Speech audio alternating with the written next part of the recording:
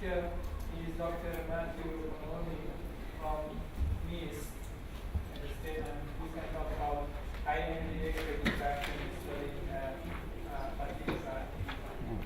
Thank you.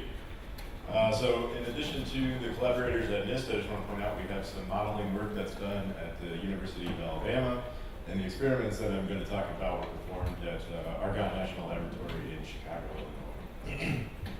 So just a brief outline of my talk. I'm going to very quickly talk about the background of hydrogen-assisted fatigue crack growth. This is now the third day of this mini symposium, so there'll be a lot of covering the same that we've heard already. The results that I'll show are essentially going to show the differences that we observed using high-energy X-ray diffraction for cracks grown in air versus cracks grown in hydrogen, namely the differences that we observed in the crack radiographs, the differences in the strain fields, and some discussion about the effect on the fatigue crack growth rate measurement, and some line broadening analysis. And then I'll briefly talk about some future work that we'll be performing this fall. So very quickly, the background for hydrogen-assisted fatigue crack growth, our goal and our interest at NIST is that we would like to be transporting hydrogen in pipelines or pressure vessels. The problem is that the current infrastructure is primarily ferritic steels, and these ferritic steels have been known for a long time to have an increase in the fatigue crack growth rate in the presence of hydrogen, where we can see a 10 to 50 times increase in crack growth rate depending on the delta K. So we've heard a lot about the help and heat mechanism throughout this mini symposium.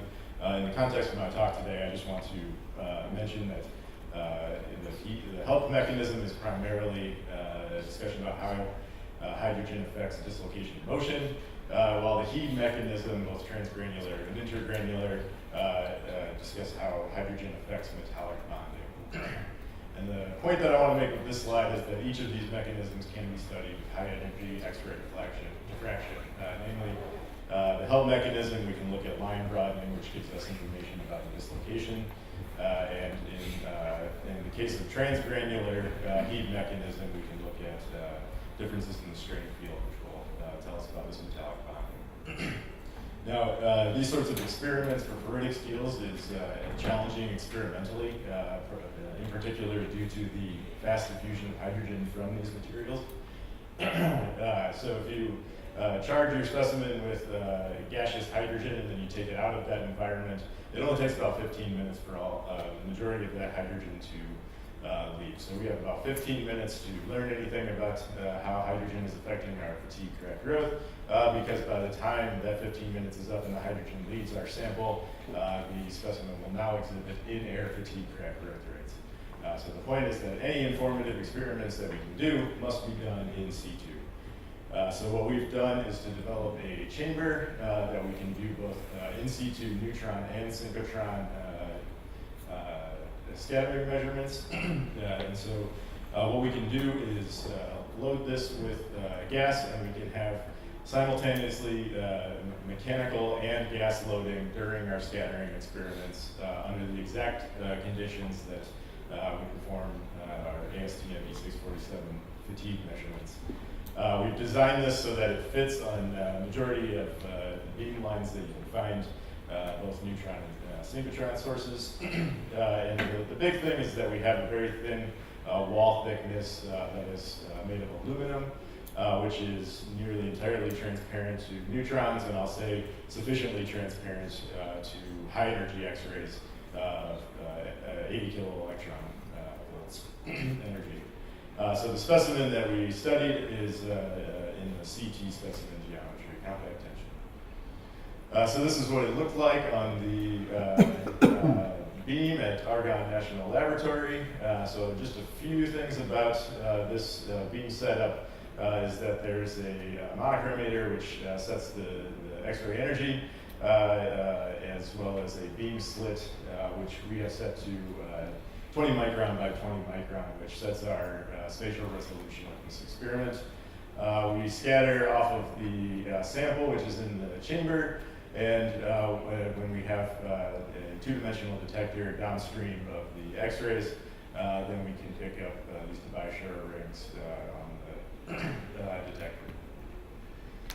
So I'll just very briefly discuss this. This is the sort of data that we get, these Debye-Scherrer rings on the detector. The main thing that I want to point out is that at once we can pick up two different strain components by particular in the direction of the crack growth, as well as in perpendicular to the crack growth direction, by looking at the radius of the rings in the horizontal or vertical directions on the detector.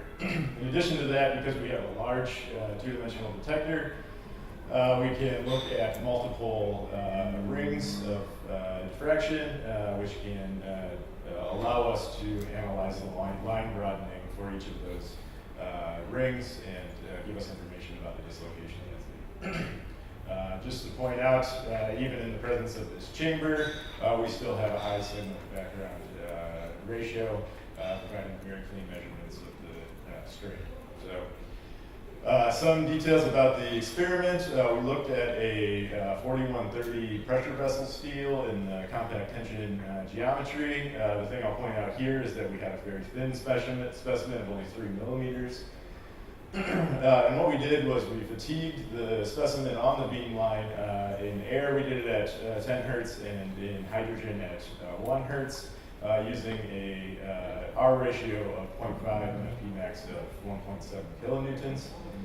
What we did was to monitor the crack growth rate using a radiograph detector throughout all of the fatigue cycling. And about every 0.4 millimeters of crack growth, we would stop the test, hold the load at this Pmax of 1.7 kilonewtons, and then perform our strain mapping. So the nice thing about this radiograph detector is the high spatial resolution. There's a pixel size of about 1 micron. We feel that there's somewhere on the order of 10 micron spatial resolution for the determination of where this crack tip is.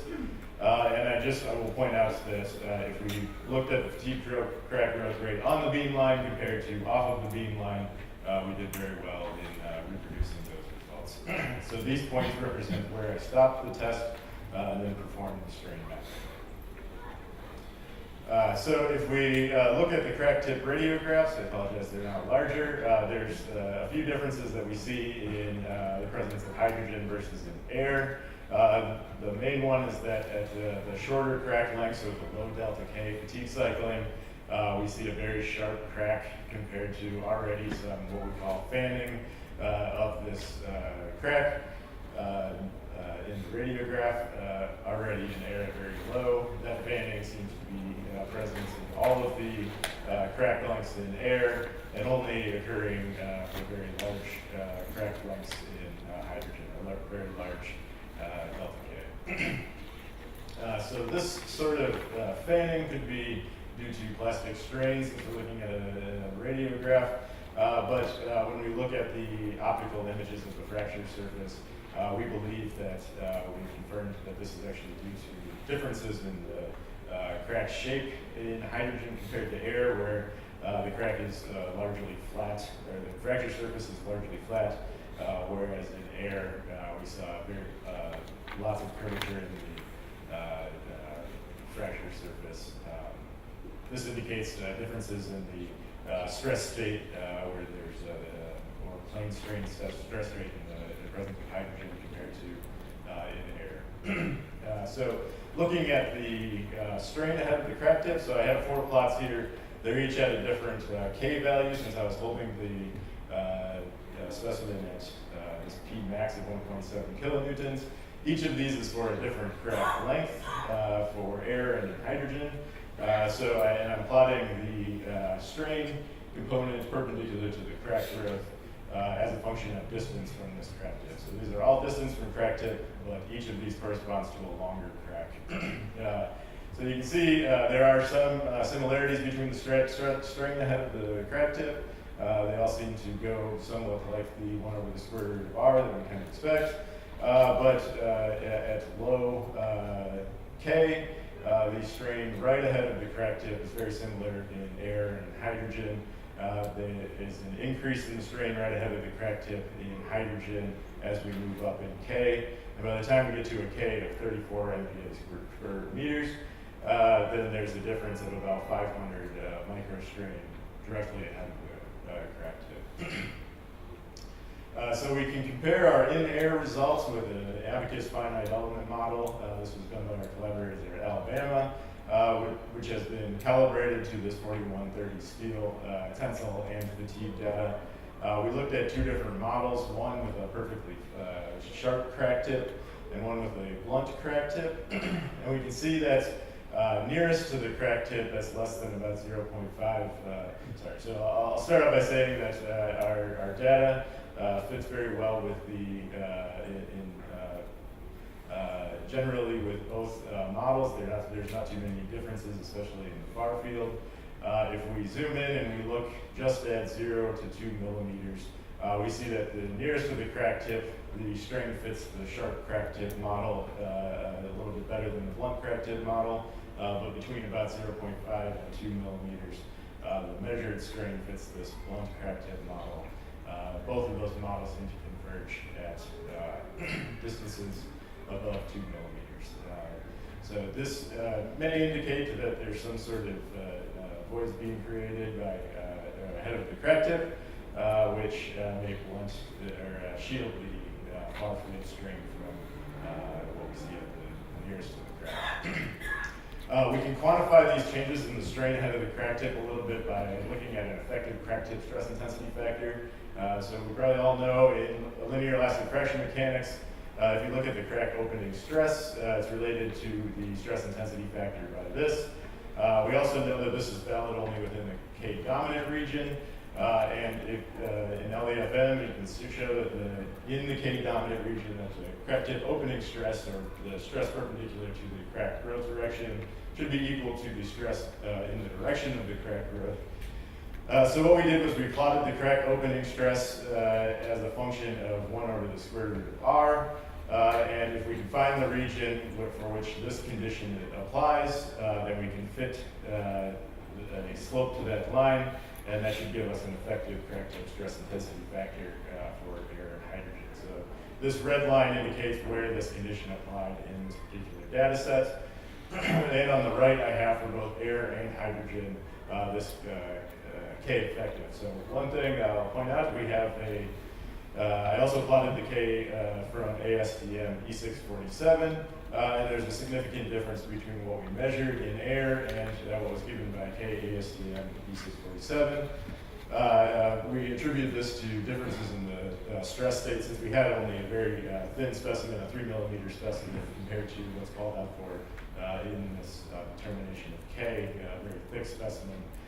This is likely due to the differences between the predicted K value and what we measured in air. But if we compare what we measured in air versus what we measured in hydrogen, we see a very significant increase in this effective K value, which indicates that when we're doing our measurements, fatigue crack growth rate measurements, that having a single delta K for all of these tests based on E647 may not be normalizing the data based on the damage that we expect in the presence of hydrogen. So I'm running out of time, so I'll talk quickly about line broadening analysis. So we can look at the full width half max of our diffraction peaks, and very surprisingly, I'll show you, point some differences in the far field that the full width half max seem to be converging for both air and hydrogen to some baseline value.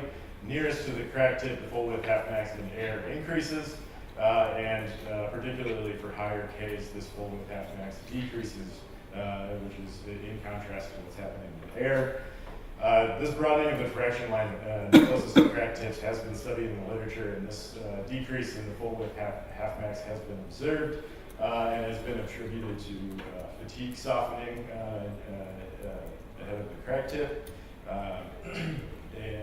So this broadening of the diffraction line can be due to both strain gradients as well as the presence of dislocations. But if you look at the gradient of our strain ahead of the crack tip, the broadening that we expect due to the strain gradient is actually below the instrumental resolution of our instrument, and so we do not attribute these to gradients in the strain. And since we saw that the behavior does not follow for in hydrogen, we believe it is primarily due to dislocations. So if we do attribute these to dislocations, which I have plotted here, then that would suggest that there's actually a decrease of dislocation density ahead of the crack tip when you're looking as far as 0.5 to 1 millimeter away from that crack tip. So this seems to be at odds with what the initial evidence for the help mechanism suggested, where they've shown an increase in dislocation density very, very close to the crack tip. I'll just point out that the length scales that we were talking about are completely different, where that increase was shown around 100 nanometers, and every single one of these data points is 20 micron by 20 micron as an average, and we're seeing this decrease from half millimeter to a single millimeter ahead of the crack tip. So briefly, since I'm running out of time, some future work.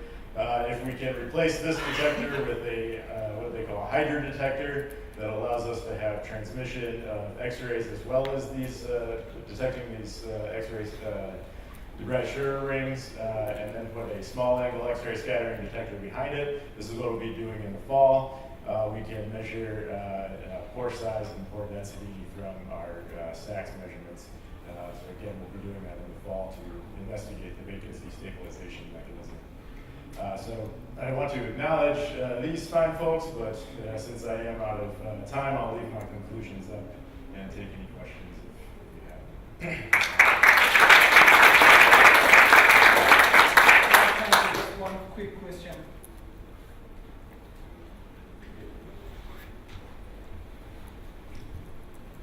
Well, by network. So the X-ray data seem to suggest that at low, small crack lengths, or the small density factors, that the difference between air and hydrogen is less, and the difference becomes larger when the crack length increases. Initially, you showed this sort of like fanning behavior, and that seems to show the opposite trend, right? That the fanning seems to suggest that a larger crack length actually it seems to correlate more. Yeah, you're right. I'll say that you're right, and so that seems at odds with this conclusion that we made that this was primarily crack tilting. As I said, you could get this same sort of fanning from plastic damage near the crack tip, but yes.